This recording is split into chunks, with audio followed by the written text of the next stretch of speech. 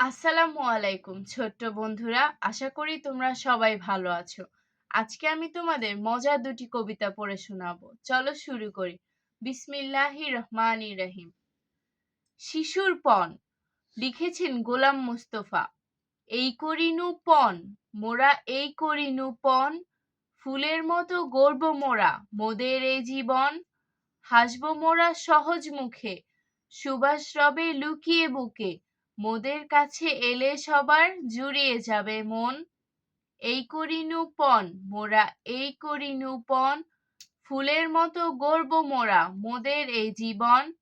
হাসবো মোরা সহজ মুখে, সুবাস রবে লুকিয়ে বুকে, মোদের কাছে এলে সবার জুড়িয়ে যাবে মন। আমার পণ, মদন মোহন তর্কালঙ্কার। সকালে উঠিয়া আমি মনে মনে বলি, সারাদিন আমি যেন ভালো হয়ে চলি।